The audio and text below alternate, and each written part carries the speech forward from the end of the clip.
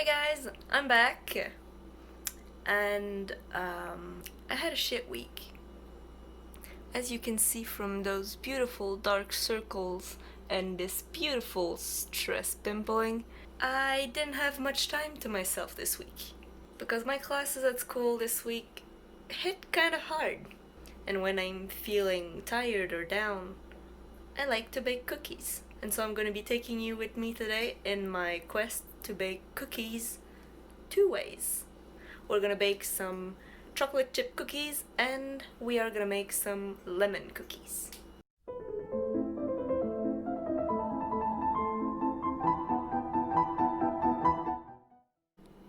We're gonna start with the chocolate chip cookies because they take a little longer to make because they need to rest in the fridge for a while. And for that you're gonna need some flour, some brown sugar, white sugar, baking soda, baking powder, salt, butter, I'm gonna use margarine, eggs, and chocolate chips. I'm almost out. I'm gonna start by measuring the butter. I'm gonna use a scale for this because I prefer it. And I need 170 grams of butter. This butter will then get melted in the microwave and added to my sugars to make my wet ingredients. Unfortunately, I can't do it one hand, so I'll be back. And that's 170-ish grams of melted butter. Yes, it looks disgusting. What did you think cookies were made of? We're gonna set this aside and we're gonna bring in the big boy. And into that big boy, we're gonna measure some brown sugar, 210 grams to be exact. And by exact I mean I'm winging this. And that's 210 grams of brown sugar. And to this we're gonna add some white sugar. Now the recipe I'm using calls for 2 tablespoons of white sugar. Unfortunately, I am lazy and I don't feel like getting another spoon dirty because I'm gonna have to wash them all. So I'm just gonna... that's about 2 tablespoons. We're gonna add our butter to this and then we're gonna add some eggs. Let's start with our butter. Glug. I don't know if this is appetizing or disgusting. At this point I don't care, I just want cookies.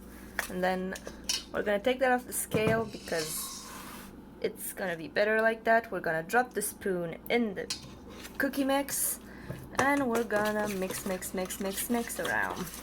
If your bowl has a tendency to roll around like mine does right now, I would suggest dropping the camera you're holding with your left hand and holding the bowl. If this is not an option for you, you can put a towel under your bowl, it'll stop it from spinning, or you can just endure the suffering. Now this is semi-done mixing. I've cracked my eggs in this bowl. I'm gonna give them a light beating. Now in this I have 2 eggs, even though the recipe calls for 1 full egg and 1 egg yolk. Unfortunately, I did not feel like separating yolks today, and I wouldn't quite know what to do with 1 egg white anyway. I was like, with many egg whites, I could whip out a meringue or something. But with 1 egg white, I just feel like it would be wasteful because I wouldn't know what to do with it. Is this ASMR or is this just a weird sound?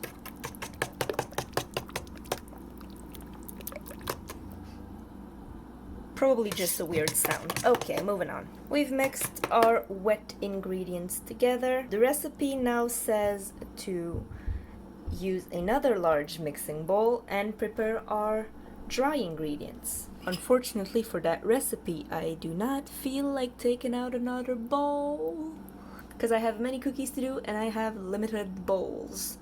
And by limited, I mean 2. So I'm just gonna dump my dry ingredients directly in this. I've always done it this way, and so far nothing bad has happened. Gonna put that back on the scale, and it's time to add the dry ingredients. I will not be filming putting the dry ingredients in because if you look here, this is the size of my flour bag. It's 10 kilos or 22 pounds. It's big. It's painful to lift. I cannot do this one-handed. I need all hands on deck. So I'll meet you when I'm done pouring flour. And I might as well pour in my baking soda and baking powder into the mix. I will not be adding salt because my margarine is already salted. The dry ingredients have been added to the wet mix. It is now time to mix all of that together. It'll make a rather wet dough. Let me just take that off. It'll make a rather wet dough, and it's perfectly normal because it's gonna go sit in the fridge where the butter / margarine is gonna have plenty of time to gain some stiffness back. Flour is now incorporated to my dough. I'm going to be careful not to mix too much because you don't want to overwork your flour, because that's going to give you some unpleasant cookies. The last thing I have to put in my cookies is probably the most important thing to put in chocolate chip cookies. It is chocolate chips. Don't mind the bag crinkles. It happens. And we're gonna gently fold those in to make sure that every part of the dough has at least a chocolate chip. If not, you're gonna end up with some cookies that are only chocolate and some cookies that have nothing in it. And voila, that's some cookie dough. I'm gonna cover this and put this in the fridge for about an hour or as long as you're able to wait. The next cookie recipe on my list of 2 cooking recipes was lemon cookies. And while rummaging for the ingredients in my fridge, I remembered that I have an absurd quantity of frozen blueberries that I bought 2 weeks ago to make blueberry pie. And I wasn't sure if I was gonna have enough with the small half a kilo bag, and the only thing my grocery store had was half a kilo bag and 2 kilo bags. So now I have a butt ton of blueberries, and I'm thinking I could try to use some in my lemon cookies. So these cookies are gonna be lemon blueberry cookies. And for this one, the ingredients are slightly different. We're still having our butter, eggs, and flour, but this time instead of a baking soda, we're gonna use a baking powder. We're gonna add some blueberries, some lemon juice, some milk, and some white sugar. And this time, I'm gonna take a little while off camera to measure these out in small little bowls. That way I won't have to fight every time with my camera. And these are all the ingredients for our lemon blueberry cookies. I will start putting them in the bowl. You might notice that there's not a lot of stuff. That's because I halved the recipe, since I figured I would already be having a lot of cookies. I didn't need to make a full recipe of it. And the first part of our recipe calls for the butter and the sugar. We're gonna put both of these in that bowl and we're gonna cream them, meaning we're gonna beat them with these little guys attached to a hand mixer, obviously, and we're gonna cream them together until the mixture becomes white instead of the yellowish color that butter and sugar usually is when you first mix them together. And I'm not gonna do this on camera. I'm gonna save both of our ears, both being your ears when you're listening to this and my ears when I have to edit this. I'm not gonna film the noisy process that is creaming butter. I'll meet you when this is done. So I've just finished creaming my butter and sugar together. As you can see, it has become very white, and it is also quite smooth. And that is really important when you cream butter and sugar together, that you get it to a smooth consistency, because if you don't, your sugar is gonna still be grainy and you're gonna feel it in your cookies. And none of us want grainy cookies, that's just sad. The next step is to add the remaining wet ingredient, meaning our lemon juice, our milk, and our egg. So we're gonna add those. I'm trying to do this tasty thing where they swirl it around, but I don't think it's doing the right thing. And now I have to crack the egg. I never cracked an egg one-handed, but I don't feel like turning my video off, so we'll see how this goes, won't we? I know you're supposed to put your thumb here to block a little bit, and you're supposed to crack it on a flat surface. This is the flattest we'll get. And here goes nothing. Great. How pleasant. No eggs, no shells, no shells. Yeah, no shells. I'm gonna go throw this away. And I'm back. Gonna lightly beat that egg. And then I'm gonna incorporate everything into my creamed butter and sugar. And this is where it starts looking nasty.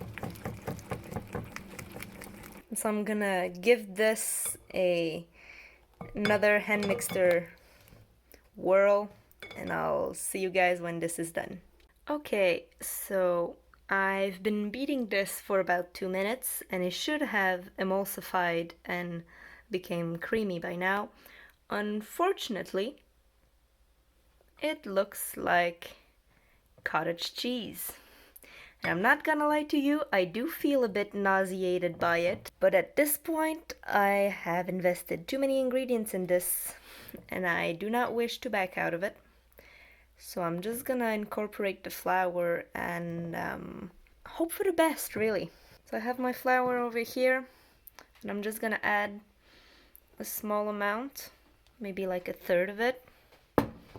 Put this back down and start folding my flour in. And maybe splashing it around everything. Okay. It's looking like a dough. I have the same problem I had last time where I am not able to stop my bowl from spinning. But it doesn't look as bad with flour mixed in it. Which, I mean, there's that. Okay, this is becoming too hard to mix one-handed. I'll be back. I've just finished mixing in all of my flour, and not gonna lie, focus please, focus. It looks kind of decent. We don't get the cottage cheese vibes. It is a good cookie texture. It looks nice, it smells nice, the texture looks fine. So we're gonna add our blueberries. I have a cup of blueberry here. They are frozen. Hold on 1 second, I dropped blueberries everywhere on my floor. I am back from picking up blueberries off my floor. Unfortunately, I have learned that frozen blueberry stains your hand. So I'm realizing now that we're probably gonna have purple cookies. I mean, I'm fine with purple cookies. It's funky. It's spunky. I'm gonna finish mixing this, dump it in the fridge, and I'll meet you guys when it's time to bake our chocolate chip cookies. So it's been a minute. My cookie dough has cooled off completely, and I've been preheating my oven. I also took my chocolate chip cookie dough and separated it into balls using some spoons. I've made them average size, I'd say. I've made 8 cookies on one tray, and I have about 10 cookies left in my bowl, so I'm gonna have to bake them in 2 batches. Unfortunately, it is not a good idea. Thank you, oven. I appreciate that. My oven's preheated.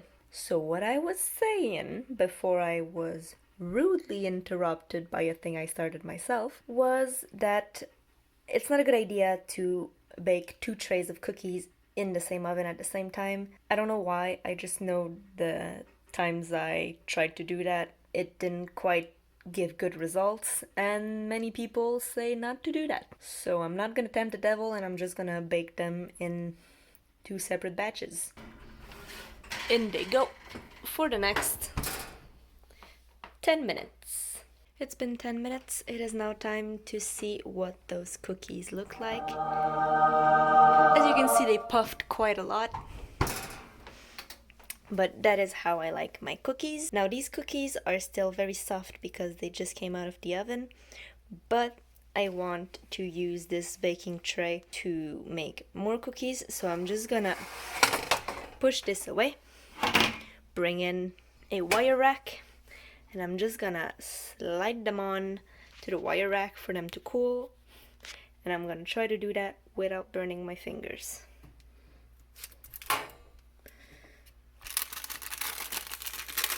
Okay, I got a piece, and then I just slide them in, and there we go, that's our first batch of cookies. Now, we're gonna have to be careful manipulating this, because it's still quite hot since it just got out of the oven. We're gonna put another parchment paper on it, and we're gonna dollop some more of our cookie dough onto the cooking sheet. I still can't do that one-handed. I'm also not gonna show you what it looks like once I've put little dollops everywhere. You've seen it once. You don't need to see it twice. I'll see you when all of this is baked. Okay, our second batch of chocolate chip cookie is out of the oven. They are cooling down on our cooling rack, and it is now time to bake these little puppies. And to be quite honest with you, I don't quite know what to expect from these, because I never made that recipe. Really, I don't know, that's a shot in the dark. We'll see what happens. I'll keep you updated on what they look like when they get out of the oven. Okay guys, it's time to check on our blueberry cookies. I hope they didn't spread too much and made like a sheet of cookie. Let's see what happened. What? They look the same. Okay, I guess we're gonna get them out of the oven. First thought on them is that they look way too healthy for what they are. Like, they look like those granola health full of, I don't know, omega-3s and fibers, or I don't know what's in healthy cookies. They look healthy. They are not. I can assure you that they are not. You saw the amount of butter and sugar I put in them. I don't understand. Let's put them on a cooling rack and get the second batch started, shall we? Hey guys, it's me again. I messed up real good. So I was transferring the cookies from the baking sheet to the cooling rack and then putting the cooling rack away from the oven. And while doing that, I went a little too harsh with the cooling rack, and all of my cookies slid in the sink. And now half of them are wet and unedible. I hate myself. Okay, I managed to save these. These unfortunately will not be edible because they are wet. Also, I'm sorry for my dirty sink. This is where I hide everything that I've dirtied in this video. Also on this other counter. I don't have a lot of counter space, okay? Just got my second batch of blueberry cookies out of the oven. They look as healthy and weird as the first batch looked. But honestly, I'm not mad at it. So we got all of these lovely blueberry cookies and this lovely pile of chocolate chip cookies. And that's it, guys. That's the video. I hope you enjoyed it. Thanks for watching, and I'll see you guys next week. Bye bye.